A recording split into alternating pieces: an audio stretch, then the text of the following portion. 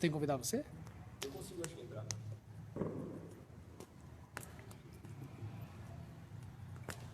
Na verdade, parece.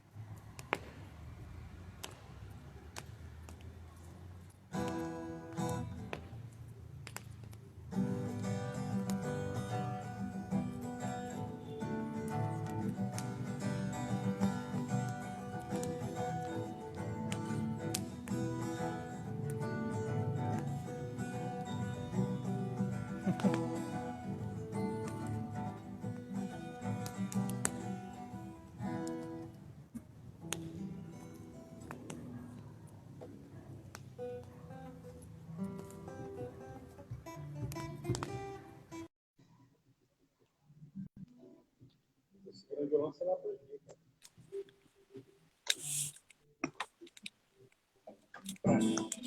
Dá pra ouvir aí, galera? Responde aí se vocês estão me ouvindo.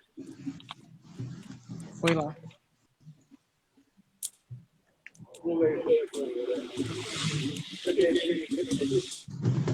Escuta aí. Galera, dá pra ouvir aí? Tem outro recado aí pra passar pra gente. Dá. Entendi. 47, 46.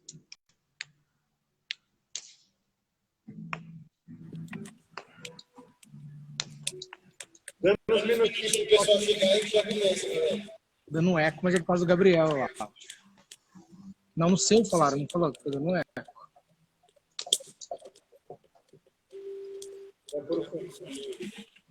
Tudo usou fone. Não é pra dar o eco. Tá saindo, né?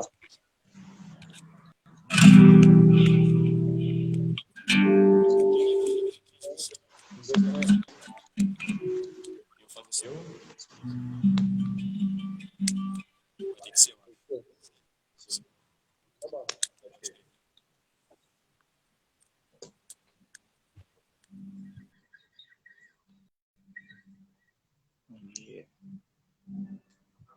Então cada um vai ficar em algum lugar. Sim.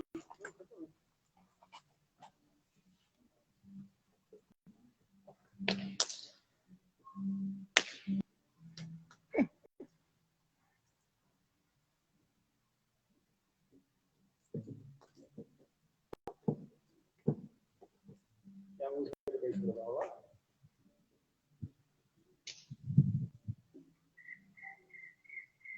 Comecei aqui. A música de abertura da aula? Vai, cara.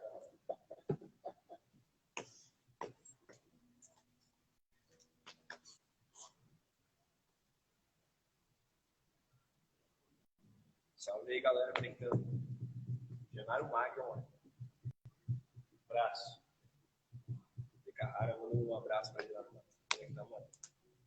Agora já pediu música já. Boa. Eu gostei do.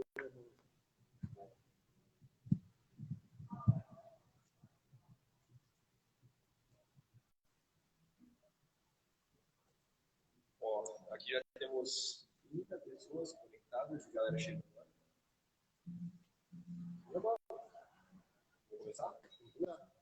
Galera, uma musiquinha para esquentar primeiro, a gente já conversa um pouquinho, beleza?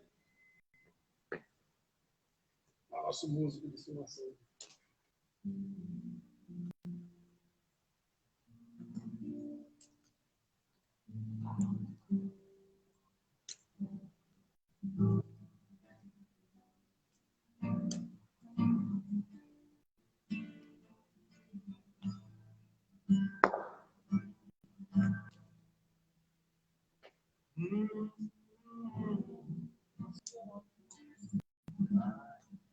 Sempre ter razão.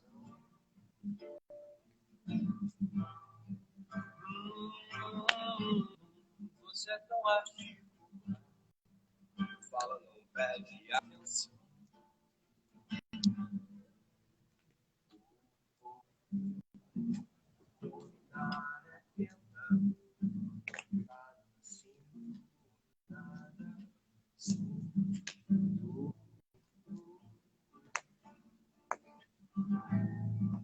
É tão certo quando é tão certo quanto calor. Eu já não tenho escolha, participo do jogo, eu participo. Não consigo dizer se é bom ou não, assim como me parece vital. Onde quer que eu vá, onde quer que eu faça, sem você não tem graça.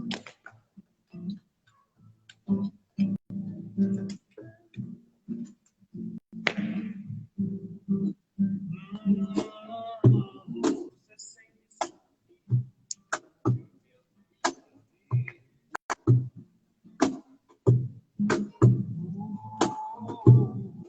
Você nunca se arrepende. Você gosta, sente até prazer. Mas se você me perguntar, eu digo sim. Eu contigo e acho não caio, só sorri. Ver os outros, todos estão tentando. É tão certo quanto calor do fogo. Eu já não tenho escolha, participo do seu jogo, participo.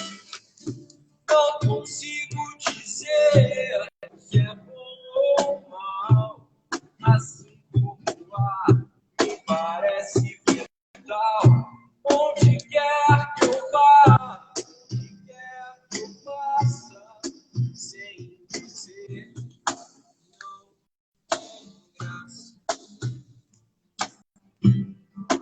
Não tem graça. É tão certo. É tão certo. É tão certo. É tão certo quanto calor. Aê! Boa noite, galera. Bem-vindos ao Luau Literário 2020. Infelizmente, não do jeito que a gente queria, né? A gente queria vocês aqui participando, apresentando. Mas ainda esse ano a gente faz outro. Pode deixar, tá? Vamos começar conversando um pouquinho sobre apresentar o pessoal primeiro, né, gente? Vamos ver, sei lá, quem está assistindo aí. Tomara que tem bastante gente. Professor Lê Carrara, professor de História, Filosofia, Sociologia. Professor Thiago, Robótica, Tecnologia. Gabriel, nosso ex-aluno, nosso músico de estimação aqui, queridíssimo. E atrás da tela aí o Luiz. Vocês sabem quem que eu sou, né? Vou contar um pouquinho da história do LOL para vocês, a gente começa a conversar um pouquinho aqui. Que ano foi, Gabriel? Você lembra exatamente o ano? Foi 2016. 2016. Eu tive a ideia de fazer um sarau literário. Só que assim, como eu gosto muito de mato, né, um dos meus hobbies é acampar, eu queria que tivesse uma fogueira presente. Então, em vez do sarau, eu optei pelo luau. Aí o primeiro, digamos assim, foi um desastre. Eu convidei apenas o segundo e terceiro colegial. Na época, o Gabriel estava no primeiro. Eu comentei com ele se amarrou na ideia, veio de penetra. Aí no ano seguinte, ele que me deu a força, ele que fica me pilhando, me dando ideia, meu parceiraço. E muito por causa dele também que esse negócio foi para frente. E agora virou uma tradição do nosso dia, graças a Deus. E se Deus quiser, esse ano a gente vai fazer um com todo mundo aí, com as pessoas de novo, que nem foi hoje. O tema escolhido hoje foi o século XVIII. A gente vai falar sobre um pouquinho sobre o iluminismo, na parte histórica e filosófica, e pegar um gancho na literatura também, no arcadismo, chamado neoclassicismo. Então a gente vai trocar um pouquinho de ideia, nada muito programado, a gente vai ser bem um bate-papo mesmo, bem livre, um negócio um pouco mais didático do que os outros luaus, mas vocês vão gostar, vai ser bem bacana. O que a gente começa falando aí? Os antecedentes? Vamos trocar uma ideia. Beleza, vamos lá. Bom, gente, para a gente entender um pouquinho mais dos aspectos filosóficos e políticos que vão ser ali oriundos do iluminismo, que é uma corrente literária que é uma corrente filosófica, intelectual, na verdade, um movimento intelectual tão fecundo na história, a gente tem que entender de onde esses caras estão falando, né? Então, a gente volta ali para aquele contexto do antigo regime, francês especialmente, né? A gente sabe que a França era onde a gente tinha ali o regime absolutista, as suas maiores marcas, né? Principalmente na figura, por exemplo, do rei XIV, do século XVII, vocês já devem ter ouvido falar, o Rei Sol e tudo mais. E o iluminismo ele vai se consolidar ali. É interessante até falar um lance que muitas vezes a gente passa despercebido. Na verdade, muitos teóricos colocam o iluminismo como iniciado, na verdade, na Inglaterra, né? No contexto ali do John Locke, ainda no século XVII. E muitos consideram o próprio John Locke como o primeiro dos iluministas, né? Outros vão considerar ele como aquele que originou as ideias demais, mas muitos colocam ele já dentro do iluminismo. Então é interessante falar isso daí. O que mais que a gente pode discutir? O iluminismo foi uma espécie de revolução intelectual, então? Sem dúvida, né? Porque vai influenciar em vários segmentos da vida humana naquele momento. O ponto que a galera mais batia naquele contexto da França do século XVIII era principalmente a questão política, né? Então a gente está debaixo de um regime absolutista, onde o rei tem poderes de mandar e desmandar na vida das pessoas, está acima da lei, uma sociedade de privilégio, né? Onde o clero.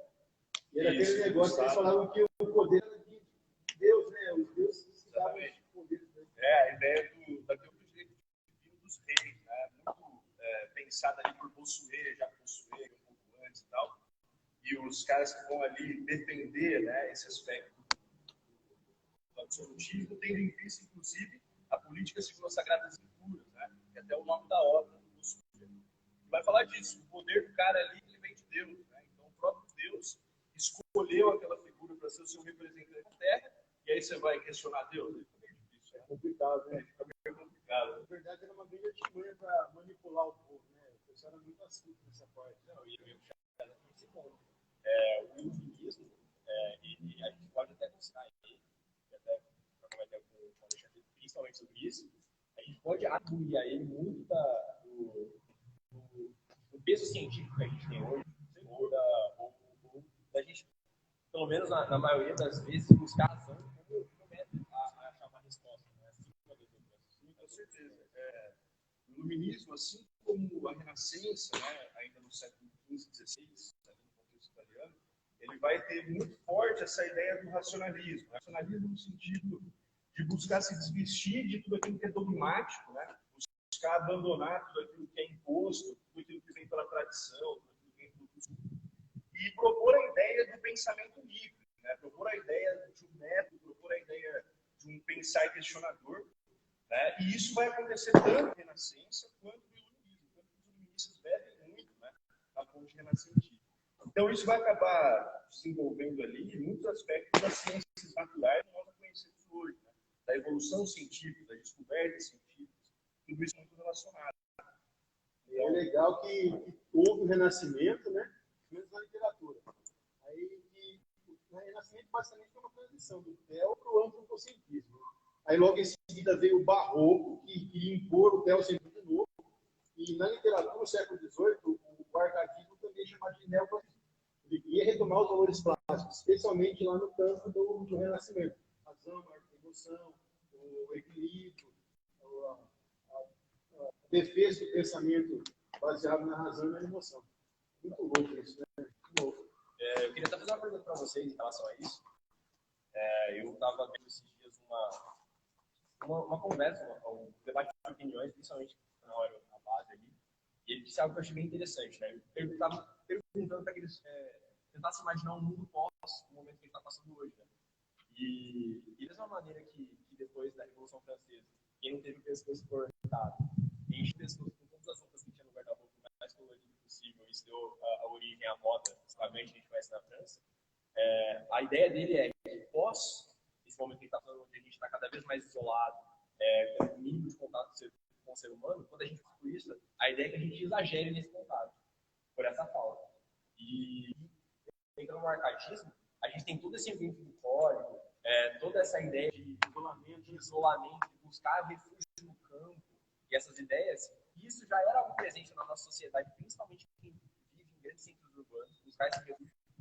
Vocês acreditam que pós esse momento, pandemia, a gente vai retomar essa visão. Você acha que é interessante tentar enxergar esses fundados do arcadismo até com essa ideia de Eu acho que basicamente pode ser que esteja passando por um novo renascimento.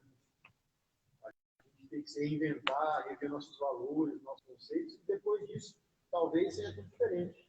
É complicado pensar nisso, né? É um negócio tão lógico, né? A gente quer pecado para voltar ao normal, mas não é normal. Será que vai ser a mesma coisa ou será que vai ser um outro normal? É que nem eu falo com a molecada quando está fazendo redação, né? O desfecho. É a hora que o texto volta à normalidade, mas não necessariamente uma normalidade igual à introdução. Então pode ser que um normal nosso é diferente, totalmente diferente. Quer falar, Thiago? Vamos cantar tua música? Então? Vamos falar. Não?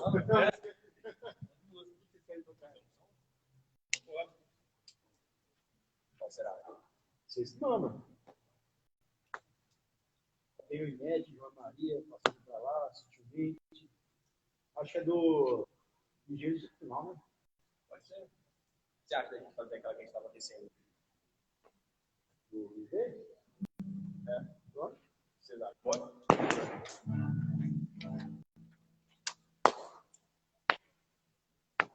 Se estiver rolando, a gente até faz a famosa junção. Né? Sempre rolando. Isso. Improviso. Ah, vai rolar. Vamos?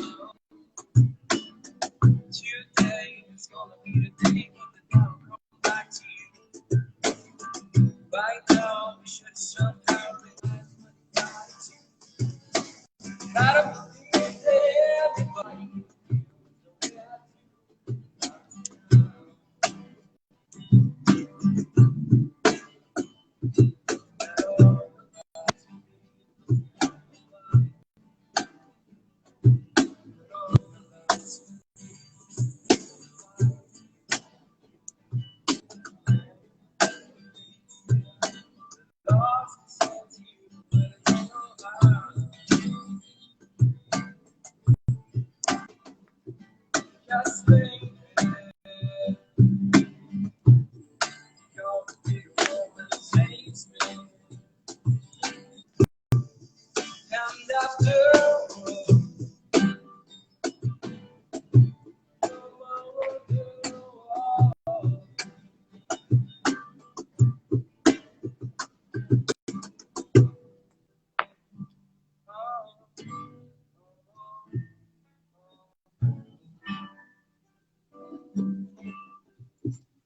Boa. Muitos recados aí? Não? Só de oi, salve. Eita. O que mais que a gente pode conversar? Vou falar um pouquinho da literatura, então. Nessa época do século XVIII, a gente tem o neoclassicismo, como eu já falei, né? O arcadismo, e a principal tendência aí, a principal ideia filosófica é a valorização da vida do campo, né? O bucolismo. Tanto é que arcadismo vem de Arcádia, e Arcádia é a cidade grega em que habitava Pan, que é o deus dos bosques, né, na mitologia grega.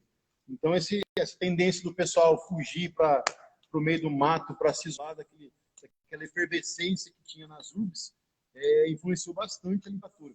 Inclusive, tem as temáticas árcades também, que são muito legais. O Fogueira Urbain, que traduz todo esse contexto, o Carpe Diem, o Tempus Fugit. Vocês querem comentar um pouquinho sobre isso?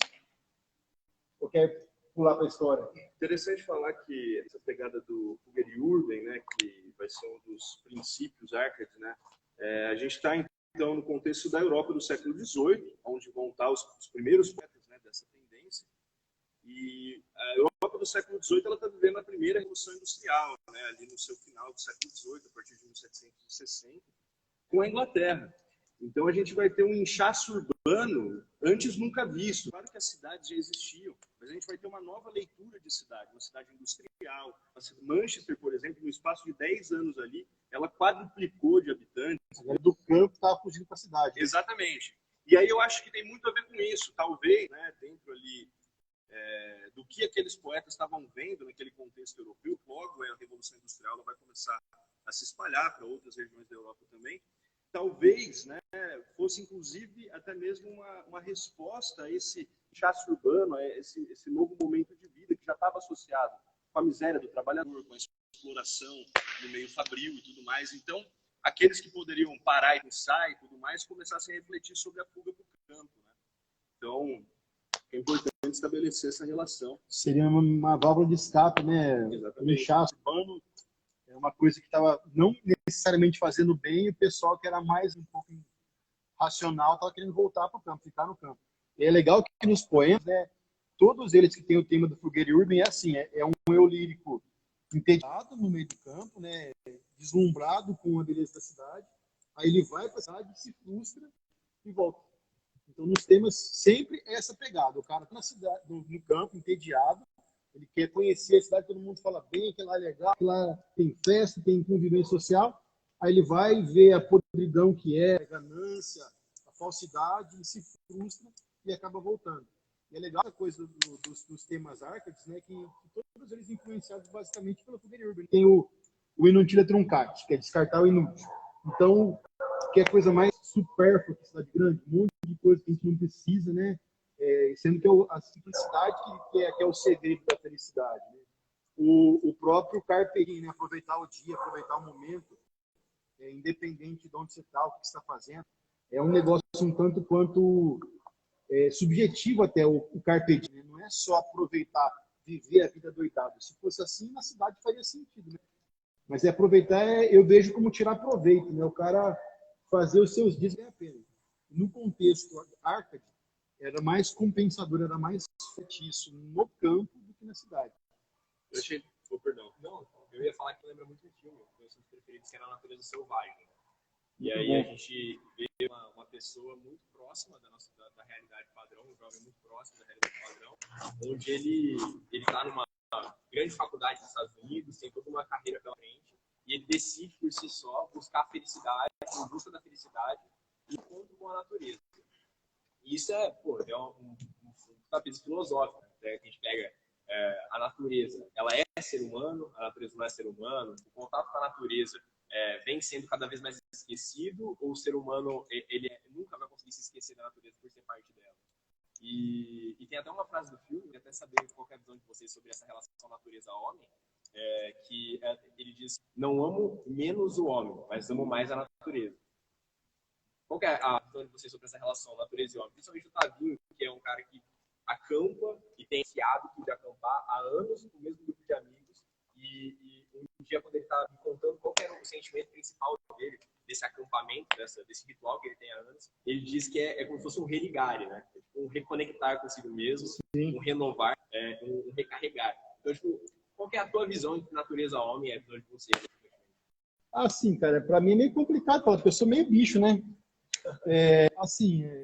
Eu me vejo bem adaptado à sociedade, mas me vejo um pouco mais antissocial do que o normal, sabe? Eu sou um pouco mais, bem assim, amo mais a natureza do que os homens. E o legal, cara, é que assim, a gente tem tanta facilidade no nosso dia a dia, tanta mordomia, que a gente acaba não dando valores para as coisas pequenas. Que nem uma fogueira assim, cara. Se a gente quiser botar um pedaço de carne aqui assar, vai demorar muito mais do que fazer no forno. Mas fica mais gostoso, tem aquele lance, né, de fazer as coisas diferentes, você não sabe certinho controlar a temperatura, não sabe como vai ficar. Então é meio que uma volta às origens. Porque muitas vezes a gente esquece que a gente é animal, né, cara? A gente se vê numa classe à parte, sei lá. A gente não pensa nisso, que a gente é bicho. Então, às vezes, eu sinto necessidade de voltar a ser bicho, sabe? Comer ao que der fome, dormir ao que der sono, sabe? Não ter horário, não ter regra, ler uns poemas lá, conversar. E assim, é legal para todo mundo que eu conto, a gente vai pro meio do mato, sem estrutura, sem energia elétrica, sem banheiro. Oh, mas vocês são loucos, né? Problema de índio. E vocês não sabem como é bom, cara. Você sabe, não tem preocupação nenhuma, desligar, que a gente é refém da rotina. Infelizmente. A gente precisa trabalhar, por mais que a gente goste do que a gente faça, a gente tem que trabalhar. Não é uma coisa 100% espontânea. Isso tem um gancho também com isso, né? Que é a valorização da liberdade, né? Com certeza. Eu tava pensando aqui no que vocês estavam falando, cara, eu peguei dois ganchos, um com a filosofia antiga e depois com o iluminismo. Filosofia antiga, no período do helenismo, né? No período ali de declínio da antiguidade grega e tudo mais, a gente vai ter o Diógenes, né? Que era um filósofo que a galera costuma dizer nas lendas, né? Que ele morava num barril, né, e que ele vivia com os cachorros, que ele vivia com os cães, que ele partilhava com os cães, porque a grande base da filosofia dele era a seguinte: a vida social, como a gente construiu, né? Então, as relações que a gente estabelece, essa vida comercial, ele está falando num texto grego, né? Essa vida comercial, essa vida da polis, essa vida política, tudo isso é muito artificial. Então, a gente precisa retornar para onde o ser humano está no seu local. E para ele, a vida humana é essa, é a vida animal. É claro, não vão questionar essa leitura, né, e tudo mais, vão considerar anti-intelectualismo, antirracional e tudo mais. Mas aí a gente chega no iluminismo, um salto gigantesco no século XVIII, e a gente tem outra relação, que é a relação do indivíduo desenvolvendo as suas habilidades intelectuais, do indivíduo racional, do indivíduo guiado pela razão, e a ideia de que esse indivíduo, então, tem poder sobre a natureza. Isso é muito forte no iluminismo, né? E no primeiro momento não é um poder destrutivo, vamos, né, quebrar com tudo aqui e tal. Não era essa a ideia dos iluministas no primeiro momento. Mas no progresso dessa razão iluminista, no novo iluminismo, né, que a gente vê mais, no resultado, o que a gente viu foi isso, né? Novas formas de dominação do homem sobre a natureza.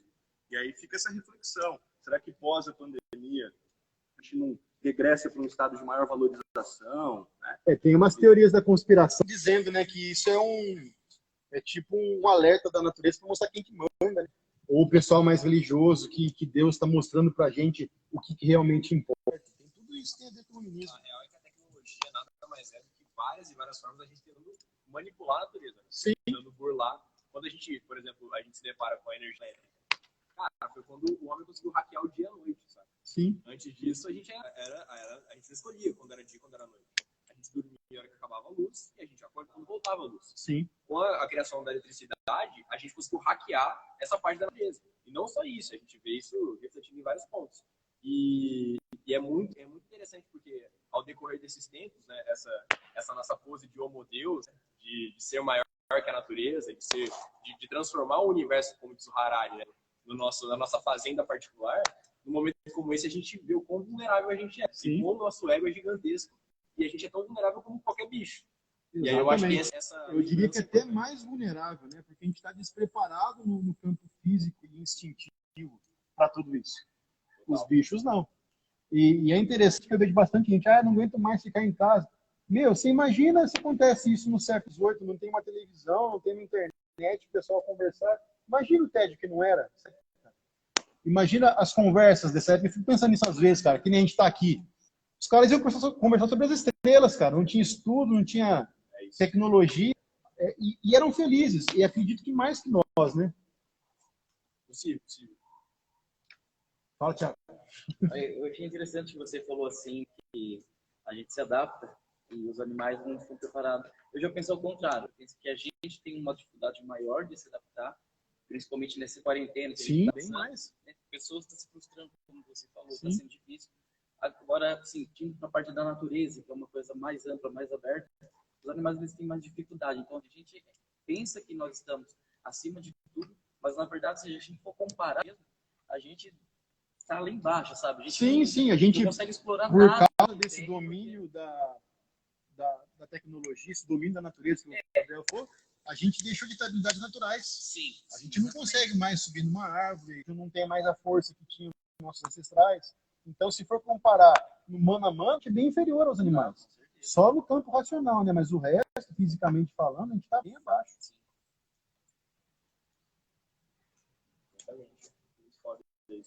E acho que a gente pode até puxar no assunto do homem-bicho, né? Do homem...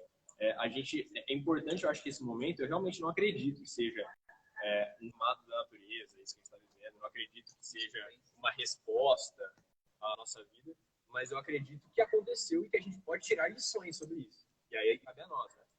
E essas lições que a gente pode tirar, uma delas é pensar sobre o quão parte da natureza a gente é, a ponto de saber que a gente é vulnerável. A gente pode morrer amanhã e que tudo isso que a gente fez até agora vai passar, como qualquer outra... Eu tava conversando com um amigo esses dias, mandando um áudio para ele tava falando que ele tava lendo muito sobre a morte ultimamente, e tava fazendo muito bem para ele, porque era uma grande angústia da vida dele, e a partir do momento que ele enfrenta esse medo, essa angústia dele, ele tava mais apto. Eu tava falando isso caminhando num lugar parecido com esse, eu falei, cara, já pra pensar que nesse momento que eu tô te mandando esse áudio, eu posso ter pisado numa formiga e acabou a existência dela. E a gente acha que a gente é muito diferente da formiga. Sim. Mas não é, saca? Pode acontecer algo maior com esse vírus, algo que a gente não tá vendo, e a gente pode ser o próximo. E no fim, eu acho que é o tempo que a gente passa por aqui que vai definir, né, o que vale pra nós. Vamos a pergunta da era aqui. Primeiro eu queria mandar um beijo meu e do Gabriel para Lorena, participando aqui. Uma pergunta da Greta aqui, ó. Aí quem tem vontade pode responder, ó. O que nos faz feliz, afinal? O que é felicidade? Algo interno ou externo? Acho que faz os dois, né? Acho que precisa ir dos dois. Porque, primeiramente, interno, porque você precisa bem com você. Muitas vezes a gente se frustra, vai fazer alguma coisa achando que aquilo que a gente vai fazer vai nos trazer felicidade, mas muitas vezes, por exemplo, eu vou numa festa e eu acho que aquilo lá, aquela festa, vai me fazer bem. E talvez não. Ou até mesmo a felicidade ali, 10, 15 minutos, daqui a pouco volta a me frustrar. Então, assim, primeiro eu acho que a felicidade, você precisa se achar, se gostar, sabe, se valorizar. Sim, sem dúvida. Depois ir para o externo. Aí você atrair coisas para você que te façam bem, né? Até pegando o engajamento dele aí. O que a gente está preparando, né? A gente está semeando aqui para a geração do futuro. Eu acho que até mesmo essa quarentena vem nos trazer isso. O ponto que a gente é meio que... Egoísta, né? Uma geração muito egoísta, a gente só né? pensa na gente, a gente não pensa no próximo. E hoje a gente está dependendo muito do outro, da ajuda Sim. do outro. Então, eu acho que é isso. Primeiro, a gente se achar internamente, a felicidade dentro de nós, para depois a gente procurar a felicidade externa. E sempre tentando um ajudar o outro, sempre um colo amigo. Aí, O equilíbrio, né? É um dos princípios do arcadismo também, o equilíbrio. Pegando o gancho do Thiago, essa pergunta, o que é felicidade, onde está a felicidade, é a pergunta de $1 milhão. É. Cara? Porque é uma coisa que tem sido debatida há séculos, há milênios, né? E não se chega a uma conclusão. Os estoicos, eu gosto muito da definição dos estoicos. A felicidade para os estoicos é você entender aquilo que está a seu alcance, entender aquilo que não está no seu alcance e não se abalar por aquilo que não está no seu alcance acontecer. Então, no caso de uma pandemia como essa, é algo que foge do nosso controle. Sim. É algo que ninguém quis, é algo que ninguém planejou, e é algo que a gente não pode fazer absolutamente nada. A gente está patinando e tentando descobrir as melhores formas de lidar com isso. E na filosofia estoica, né, principalmente ali se a galera quiser correr atrás no Epicteto, né, fica a dica de leitura, ele falava exatamente isso, né? O que não está no nosso alcance, a gente tem que ser resignado, no sentido de, enfim, aceitar, porque não está no nosso alcance. Então a felicidade está dentro disso, né? Nessa leitura. Não adianta a gente perder tempo, né? Porque não faz sentido nem pensar sobre isso, as coisas acontecem. O Karnal falou sobre isso Esse é também. um ponto também, né? Eu não sei o que vocês pensam sobre isso, mas aqui também, por esse estigma de homo deus e controlador das coisas, a grande maioria das coisas está fora do nosso Sim, mundo, sem dúvida. sabe? A grande maioria das coisas. Acaba ficando uma pequena parcela de coisas que a gente controla, de decisões que a gente toma, influenciando a nossa vida. E eu acho isso positivo. Porque imagina se tivesse milhares de coisas dentro do nosso controle, o trabalho que seria viver, sabe? Como tem um pouquinho de coisa só que está dentro da nossa zona de controle, então acho que dá para focar nisso. Eu gosto muito dos estoicos, cara. Acho sensacional essa visão. E a pergunta da Lorena aqui? Cadê?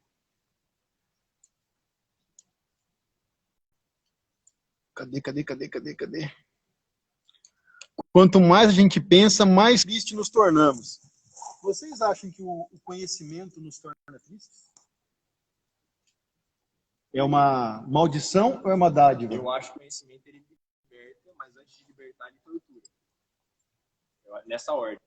Eu acho que o conhecimento, a dor é a casca do conhecimento se quebrando, sabe? Então ele vai te torturar muito, vai doer, porque vai te obrigar a olhar para onde você não olhou, a pensar no que você nunca pensou. E isso dói. Te força a sair da zona de conforto. A quebrar algumas crenças que estão dentro de você, ou construir novas crenças, seja lá qual for o caminho. Só que esse processo de mudança é doloroso. Mas eu acho que é muito covarde deixar de pensar pela dor que é no primeiro ano esse contato, mas depois eu vejo que compensa. Essa é a minha visão. Eu acredito que, tem uma ligação com o Gabriel falou aqui, a galera da escola de Frankfurt, né, os pensadores ali, os frankfurtianos do século XX e tal, filósofos alemães, eles falavam muito sobre isso, né? Eles falam que a razão, que o esclarecimento é totalitário, né? Que o esclarecimento nos aprisionou, que o conhecimento, que o nosso progresso nos tornou escravos, né, da barbárie, nos tornou escravos do totalitarismo que estava ascendendo na Alemanha naquele contexto. Então existe sim esses dois lados do conhecimento, porque o conhecimento ele depende do próprio homem, né? Então existe sim determinados movimentos que levam a partir do uso da razão, a partir da racionalidade, que levam a novas formas de dominação e imposição. Estou citando os frankfurtianos porque inclusive eles contrapõem a visão iluminista, porque para os iluministas o conhecimento é progresso. O futuro é otimista, o futuro é libertador, emancipa a humanidade. Até o lema lá, né? Liberdade, igualdade e fraternidade. Então eles vislumbravam isso, né? O futuro para esses caras é a emancipação do homem. Só que daí isso está no século XVIII. Chega no século XX, nazifascismo ascendendo na Alemanha e na Itália, na Europa como um todo. Primeira Guerra Mundial que acabou de acabar, Segunda Guerra que está também iniciando, e aí os frankfurtianos falam, mas peraí, que conhecimento é esse? Né, que nos escravizou, que nos dominou mais uma vez. Sim, é legal que no século XX, Drummond fala, né, tem um poema de Drummond que chama Engaia a Ciência, que ele fala que o conhecimento é uma terrível prenda, porque ao mesmo tempo que ele nos liberta, que ele nos dá a possibilidade de crescer, ele dá margem às pessoas fazerem coisas ruins com esse conhecimento. E é até legal a comparação, né? Às vezes, quem que é mais feliz, uma criança ou um adulto? Claramente a criança, né? E talvez essa felicidade não seja ignorância. Pode ser também. As pessoas mais ignorantes são mais felizes que as pessoas cultas. Então, eu vejo o conhecimento como uma coisa muito ambígua, sabe? Ao mesmo tempo que liberta, que é legal aprender, desvendar coisas novas, adquirir cultura, ao mesmo tempo, quando você aprende mais, você acha burro, né? Mais você acha que, nossa, tanta coisa para aprender ainda, será que eu vou saber isso um dia? É muito, muito dúbio, né? Muito fator ruins. Ao mesmo tempo que eu acho que existe um paradoxo do conhecimento, porque principalmente a gente está aqui conversando, tendo essa oportunidade de trocar ideia, que já é uma oportunidade muito privilegiada, né? Estar junto, conversando e trocando experiências e ideias. Eu vejo que a gente, ao mesmo tempo, pode falar, a gente pode até chegar a uma conclusão, se for o caso. Realmente, o conhecimento, a ignorância é mais feliz. Só que, ao mesmo tempo, o próprio conhecimento, ele vicia, de certa forma. Porque quando você lê um livro, você quer ler o outro. Porque quando você assiste um filme, você quer ver o outro. E assim você vai escalando dentro disso e talvez realmente te machuque, realmente seja uma dor, mas eu vejo que é quase impossível tomar uma decisão com a consciência de beleza. Então, a partir de agora, eu não vou mais ter conhecimento. Principalmente que eu vejo que a Umbanda, depois que ela se abre uma nova ideia, ela não retorna mais ao tamanho original. Não tem como eu desver algo, não tem como eu chegar e falar, não quero mais isso para mim. É muito difícil isso. Então eu vejo que a gente pode até concluir isso, mas assim, é uma dor que a gente tem que aprender a conviver. Uma boa definição, uma dor com a qual temos que aprender a lidar. Interessante. Baseado nisso aí, eu vou ler um poema que eu separei aqui do Chateau Noir, sei lá se é assim que pronuncia, que tem a ver com bastante coisa que a gente falou já. Ó. Deixa eu ver se eu vou conseguir enxergar aqui. Ó. Prefiro ser um casto cosmopolita do que um patriota sibarita. Prefiro não ter nação, identidade, libertar meu coração da maldade. Prefiro ser um agnóstico bondoso do que um religioso rancoroso, que viola a liberdade de expressão sem nenhum arrependimento no coração. Não gosto do que eu digo? Continuai com o discurso, amigo. Apenas não usai da insolência e muito menos da odiosa violência. Não te aches superior a alguém. Quem tem esse direito? Ninguém. Se os direitos de um ser vivo violas, arrancas dos justos frases revoltosas. Para todos a desejada liberdade, assim como a igualdade e a fraternidade, acabando com a maldade e a hipocrisia, automaticamente nascerá a tão sonhada utopia. O iluminismo era, de certa forma, utópico, Alexandre? Se ele era utópico. Acho que no começo, sim, né? Tudo que inicia é meio utópico, né? Eu diria que na verdade não, que o iluminismo ele traz um realismo da possibilidade. Então aqueles caras, eles pensaram aquilo e eles entenderam o contexto que eles estavam vivendo e eles compreenderam que era possível mudar. Tanto que houve, de fato, várias revoluções inspiradas no iluminismo. A Revolução Francesa é a que a gente mais menciona, mas tem a Revolução Americana. Temos ali o respaldo do iluminismo em todas as democracias liberais do hoje, né? Com direitos humanos ali da ONU. Até a nossa Inconfidência Mineira, que é influenciada pelo iluminismo. Sem dúvidas, né? Esses pensadores, essa galera aqui da burguesia mineira, da capitania de Minas Gerais, eles tiveram contato direto, né? Com as ideias iluministas, muitos deles ali abonados, conseguiram ir para a Europa, estudar sistemas. A maioria deles era de elite, era um movimento de elite. Sim, com certeza. Então, eu diria que ele traz ali um realismo político no sentido da possibilidade da mudança. Mas, de fato, agora, atingir tudo aquilo que aqueles filósofos falaram, acabou se tornando uma utopia para nós até hoje, né? Então, assim, uma resposta meio dúbia ali. Vamos mais uma música? Quer falar, Gabriel? Eu tenho uma pergunta para vocês antes. Vai lá. Meu pai e minha mãe são professores, e aqui eu tô tendo a oportunidade de estar só entre professores. E eu tenho uma pergunta. Em relação ao iluminismo, o conhecimento, em toda a história, eu percebo, pelo menos, eu acredito que o Lê pode me confirmar muito mais, ele sempre teve muito elitizado, né? Em relação ao conhecimento em geral, ele sempre foi algo elitizado, como exemplo, o iluminismo, igual acabou de ser dito. Nesse momento que a gente está vivendo, onde as pessoas estão isoladas e a gente percebe, se vê obrigado a usar ferramentas IAD, por exemplo, né? E você acha que esse caminho que o ensino pode estar tomando obrigatoriamente nesse momento que a gente não pode mais estar junto, pode ser um caminho, pode ser uma luz e falar, caramba, gente, se a gente tiver realmente um sistema positivo, a gente consegue levar conhecimento mais democraticamente, chegar a mais lugares? Se você, obviamente, tiver ferramentas para isso, né? Então, isso que eu ia falar. Eu acho que esse momento ele está escancando num país como o nosso, estou dizendo, né? Claro. Exatamente a desigualdade que existe, né? A gente vê notícias cotidianamente de populações ribeirinhas, populações nativas, né, indígenas, descendentes e tal, que simplesmente não estão estudando nesse momento, né? Então, enquanto a gente está aqui trocando uma ideia, enquanto a galera pode ter uma aula online, IAD, reclama todo dia da aula, também, porque não é fácil, é um momento novo e tal. Mas escancara a desigualdade, porque muitos sequer estão tendo essa oportunidade num país como o nosso. É claro que numa situação do norte europeu e tudo mais, a gente pode fazer outras leituras. Mas por aqui eu acho que a gente tem muito desafio para chegar numa conclusão como essa. Eu acho assim que, pegando o exemplo seu aí, o EAD já faz tempo que está aí, né?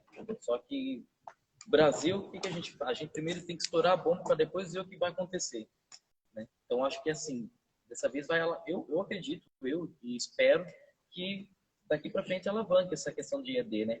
O Brasil invista nessa educação é necessário isso, né? Trazer essas pessoas, principalmente, que não estão tendo oportunidade, né? E deu uma atenção especial para a educação. São possibilidades futuras aí que a gente tem que explorar, com certeza.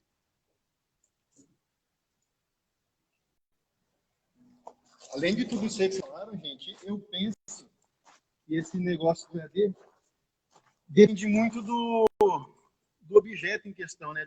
Depende muito do aluno. E além de tudo isso, até que ponto o aluno está preparado para caminhar com suas próprias pernas? Então, isso é interessante, Davi, porque a gente que fez licenciatura, então a gente leu muitos textos da pedagogia, né? Piaget, Vygotsky. E que vocifera exatamente sobre a ideia da autonomia do aluno, que eu considero também algo fundamental, né? A autonomia do estudante e tudo mais. Só que num momento como esse, a gente começa a ficar numa situação que a gente vê até onde as coisas são aplicáveis, até onde Exatamente. não, né? Então a gente tem que repensar sim o papel da educação, porque a nossa educação de hoje é um modelo do século XIX, que a gente já sabe que já passou Já está ultrapassado, né? Então a gente precisa pensar novas formas de educação. Mas precisa também ser feito um esforço no sentido da identificação desse estudante com essa necessidade de entender o papel dele no processo também. Então, é um trabalho ali de várias frentes, né? Que não vai acontecer da noite pro dia, né? Eu vou usar o Gabriel como exemplo, cara. O Gabriel é o meu melhor aluno de literatura. Mas gramática, bicho, não gostava.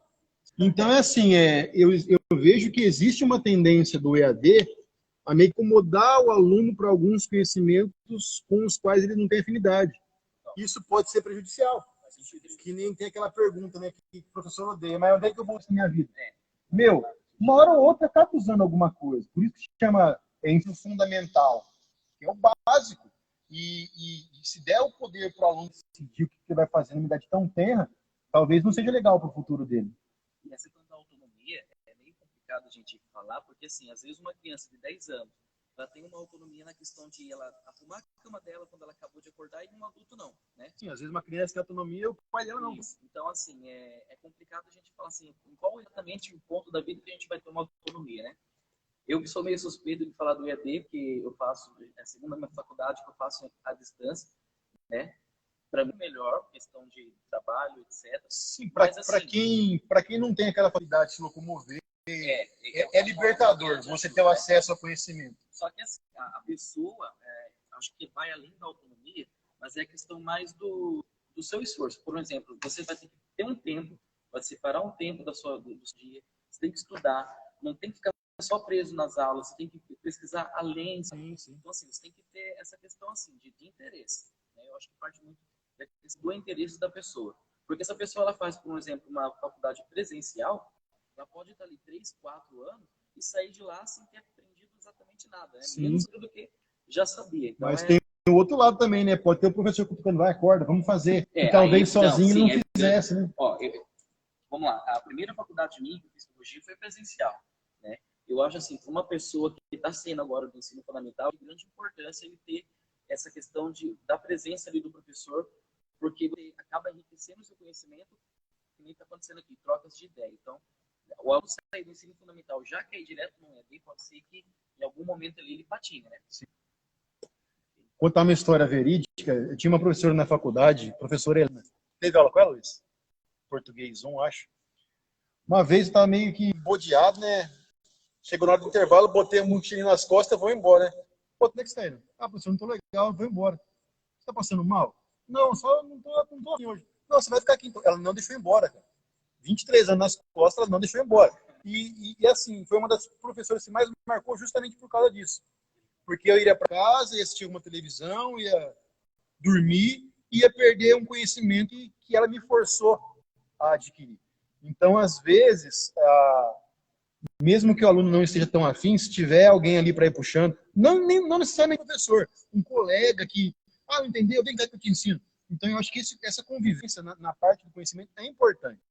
Eu vejo que o EAD seja uma coisa para a pessoa mais madura, que já estudou o nível médio, fundamental, e quer escolher o seu próprio caminho, mas no ensino médio eu ainda não vê como algo viável, talvez. Vamos tocar uma música? Vamos. Vocês que mandam, né? Manda do Alexandre. É a minha música preferida do repertório. Que isso. É, fácil. Vamos aí. Vamos ver se eu lembro. Calma aí. Deixa eu fazer um apêndice sobre a música. Essa é uma música que eu escutei a primeira vez com um grande amigo nosso, né, que é o Genário Magno. Que, aliás, é autor da música junto comigo. Sim, né? os dois são autores da canção, que se chama Passagem Pra Lá. E eu lembro de quando a primeira vez que ele tocou, né, a gente estava muito conversando, eu falei, velho, de quem que é essa música? Eu quero adicionar agora, tipo, eu quero escutar, sabe? Essa música é minha e de um amigo meu, né? E aí ele me contou, e aí eu conheci o Le por Stories, né, através do Genário, e eu tive a oportunidade de ir no show de abertura do álbum do Genário. Eu fui o mestre de cerimônias no Teatro Municipal. E foi lá que eu vi, acho que foi a gente se conheceu a primeira vez, foi trocar um pouco mais de ideia. E eles tocaram essa música, eu lembro de eu emocionar pra caramba essa música, principalmente no ambiente do teatro, e principalmente pela letra que ela traz essa música. Eu acho que ela consegue até fazer um pouco de relação com essa ideia que a gente falou sobre esse desejo que a gente tem de buscar um novo, saca? A gente estava falando sobre o novo pode ser desde quem estava no campo buscando oportunidades na cidade, uma vida nova, até o oposto, quem viveu sempre na cidade busca um refúgio no campo. No fim, é todo mundo buscando algo novo para se sentir mais vivo. E essa música, eu acho que ela traz bastante essa mensagem. Eu vou apenas cantar a parte do Genário aqui, representado. Pô, canta aí, cara. Com vontade.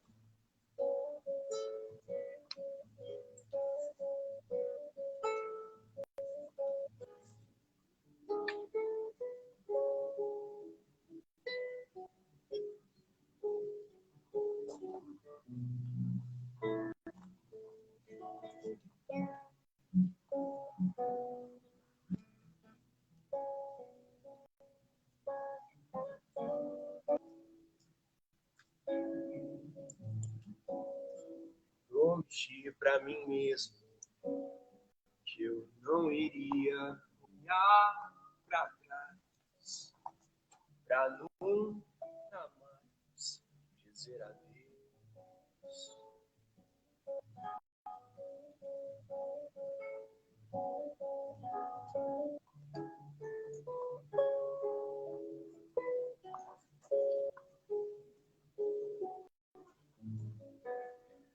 Eu esqueci de mim mesmo, de tanto lembrar você, dos passos dados, nós desatados então.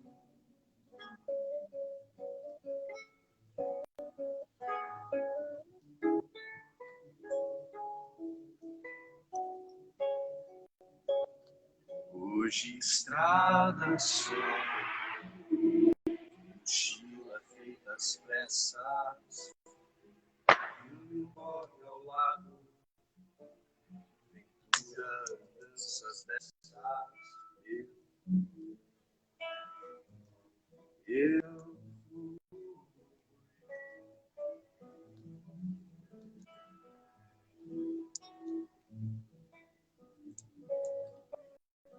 que será que me espera? Eu fui, não vou voltar.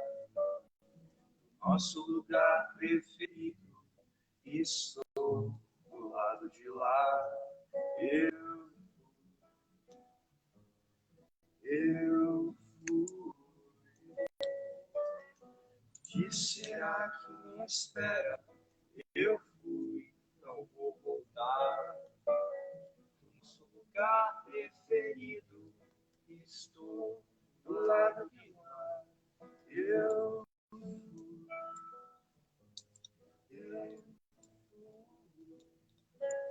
Se for sem fim.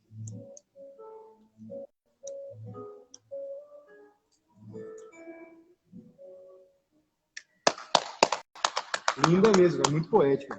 Muito bom mesmo. O que falaremos agora? O Alexandre tinha comentado que ele tinha conversado sobre um gancho da literatura com o feminismo. Um dos principais expoentes nossos aqui, que é o Tomás Antônio Gonzaga, escreveu as Cartas Chilenas, que era uma metáfora. Na verdade, na obra, uma crítica ao governo do Chile, né, sob o domínio da Espanha, e, na verdade, era uma crítica ao governo de Minas Gerais. E também tem um gancho com as cartas do filósofo, lá tá no nome. Sim. Não, então eu acho legal esse ponto, cara, porque o Alfredo Bós, você deve ter lido Sim. pra caramba na faculdade, né, velho? Eu li só algumas coisas dele, crítico literário. Ele fala que existiram dois movimentos árcades, né, no Brasil. O arcadismo tem duas facetas, que é a faceta poética, né, onde vai se destacar, inclusive, o Antônio Gonzaga, o Cláudio Manuel da Costa, galera ali e tal. Mas ele também, nesses mesmos autores, a faceta ideológica, né? Que é exatamente essa ideia de trazer do iluminismo essas críticas que eram feitas aos governos vigentes e tudo mais. E aí eu acho interessante porque o Tomás Antônio Gonzaga, ali do Conselho da Capitania de Minas Gerais, já no declínio do ciclo do ouro e tudo mais, e vai fazer ali uma crítica ao governador da capitania, né? Que é o Luiz da Cunha Menezes, que ele vai chamar, inclusive, vai botar um apelido nele lá, o Fanfarronésio, né, que ele chama e tal, e ele, enfim, ele mete o pau no cara e tal. E é muito interessante porque alguns autores apontam, não é tido como certeza, mas assim, você olhando as duas obras, você consegue estabelecer uma relação muito próxima entre essa obra das cartas chilenas do Tomás Antônio Gonzaga e as cartas persas do Montesquieu, né, Barão de Montesquieu, um dos pensadores iluministas também francês, da nobreza, o cara que inclusive trouxe aquela ideia da divisão tripartite do poder, né, poder executivo, judiciário, criticando o governo monárquico. Né? Exatamente. Ele tem essa obra dele, Cartas Persas, né, que é basicamente a mesma ideia. O que trata na obra é que dois irmãos persas estavam na sociedade da França do século XVII, se eu não me engano, sob o governo do Luís XIV, inclusive, né, maior expoente do absolutismo francês. E eles também fazem uma crítica geral aos costumes, à tradição, ao poder religioso e o poder que a própria instituição religiosa tinha naquela sociedade, críticas ao governo e tudo mais. Então a gente vê como, de fato, andam juntas, né, essas ideias iluministas, o arcadismo enquanto movimento literário. E é legal que o Antônio Gonzaga não colocou o nome de começo na obra, né? Depois que descobriram que era dele, com medo da repressão que ele ia sofrer. Exatamente. Claro, porque na verdade eram cartas que ele mandava, se eu não me engano, inclusive, para o próprio Cláudio Manuel Costa. Sim. Então eram cartas mesmo, né? E no arcadismo é aquele negócio dos pseudônimos pastoris, né? Então era mais fácil de mascarar quem que era o nome. O Tomás Antônio Gonzaga era o Dirceu, o Cláudio Manuel da Costa era o Alceste. Então dava para dar uma camuflada também por conta disso, por causa dos pseudônimos. E é legal também que isso depois influencia, até fica um convite numa próxima conversa, a gente falar sobre a Inconfidência Mineira. Com certeza. E depois vem tudo isso aí engajado, né? Que foi um movimento elitista aqui no Brasil, baseado nas revoluções, né? Que deu muito certo.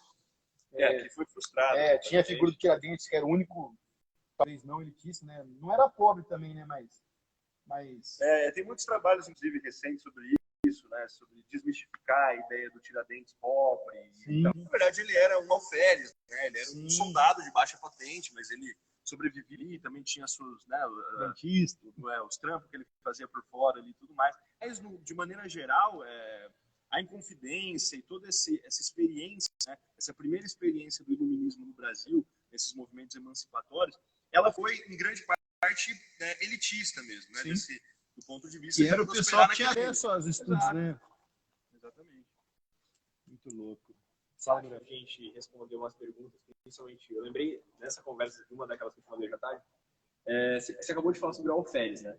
E me lembrei de uma conversa que eu tive com o Fábio Casa, no ano passado, onde ele me contou um pouco sobre o que ele aprendeu com o conto Alferes, do Machado de Assis, né? E eu fiz uma pergunta para ele, né? Fábio Braza, para quem não conhece, é um expoente do rap nacional, grande artista, um grande poeta, neto de um também grande poeta sambista. E aí eu perguntei para ele quem é Fábio Braza? Foi a primeira pergunta que eu fiz para ele. E aí ele comentou esse ponto do alferes. Era um alferes que chegava, se via de frente do espelho e às vezes no fim da vida... O espelho, o nome do conto. O espelho. Pode crer. O espelho, o nome do conto. E aí o alferes, né, o personagem principal, colocava aquele manto dele, né, cheio das medalhas e tudo aquilo. E naquele momento, o que acontece? A hora que ele coloca esse manto, ele coloca todas essas medalhas, essa jaqueta, ele se lembra de quem ele era, daquele status dele. E ele precisava se vestir novamente para se lembrar de quem ele era.